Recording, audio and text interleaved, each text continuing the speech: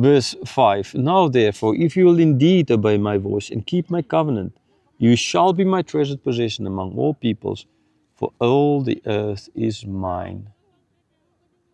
Right here now is a condition. So if you will indeed obey my voice and keep my covenant, so you need to not just be, you need to obey me. Have they been obeying God? Well, they've been kind of obeying Moses every now and then grumbling against Moses every now and then. But now they're not. Now God is clearly showing, this is not Moses, this is me. So there's no more excuse for you. You cannot like claim to think you're just doing it against Moses. You're doing it against me, right? So you need to obey. You need to keep my covenant. Oh yes, sure. God is going to now in the next chapter give the rules for the covenant, the 10 commandments. And then there's going to be the whole structure of where they need to worship, how they need to worship, which offerings, when. Lots and lots of laws are going to come out. But they need to, therefore, keep the covenant. Right? And again, the same thing is in the New Testament. It's not just a question, oh, God saved you. Now you can just ask Romans chapter 6. Now you can just sin, so the grace becomes more kind of idea. No, you're a new creation. You belong to God now, so you belong to God now. So you need to live anew differently. Although, yes, sure, we still sin.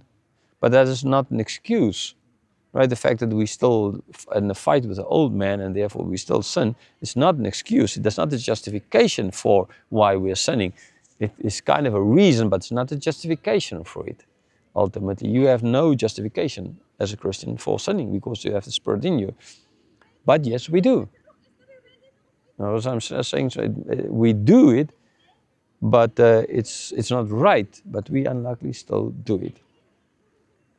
Right, so if they keep, then they will be God's treasured possession among all peoples.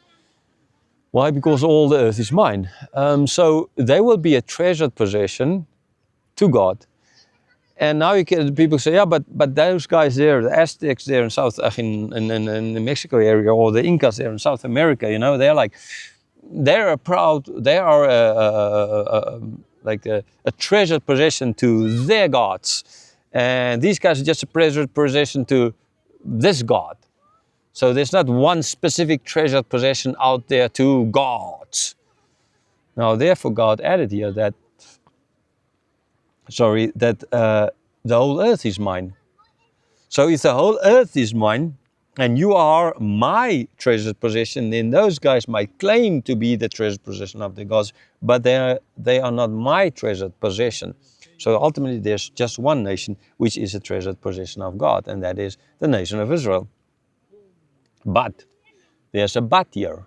I don't know why people don't see these things. Sometimes some people, especially people who love the concept of Israel as a nation and the rebuilding of a temple so much, I don't understand why it's like, there's a but here. It says you'll be my treasured possession if you obey my voice and keep my commandment. So to be the treasured possession of God, it doesn't come natural. This isn't just because you are children of Abraham, therefore I put my stamp on you and that's that. And you can do whatever you want to. You can kill as many gods as you want to. No. Right? It doesn't say you need to obey my voice and keep my commandment. Do the Israelites of today in Israel obey God, keep his commandments? No, they don't. Their leaders are atheists. They claim to be Old Testament followers of God or something like that, as it fits them, when it fits them, when they speak to Christians, but in fact, they don't believe in Jesus, right? They're not Christian, they're not born again. So yeah, whatever, right? And so they're not keeping the covenant.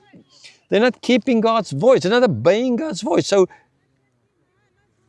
if you don't do that, you won't be the treasured possession. How difficult is it to understand? If you do it, you're a treasured possession. You don't do it, you're not a treasured possession. This is what they were told.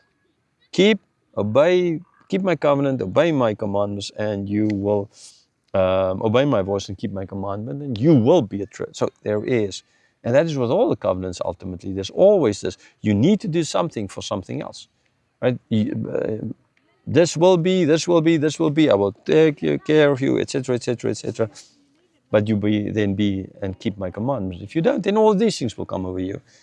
And the same thing in the New Testament as well. And ultimately, we've seen over and over in all the covenants that people just failed always. So every covenant is just a more opening, a pointing towards a need for Christ, and a more opening ultimately to the final covenant, which is then the new covenant in Christ. So in Christ, at last, since we're in Him who lived fully for the law, we are now keeping the covenant and we are obeying His voice, although we still sin. But because of Christ, we are keeping and we are obeying, and therefore we are a treasured possession. Right? Not the nation of Israel, ultimately, because they couldn't do it. They couldn't do it.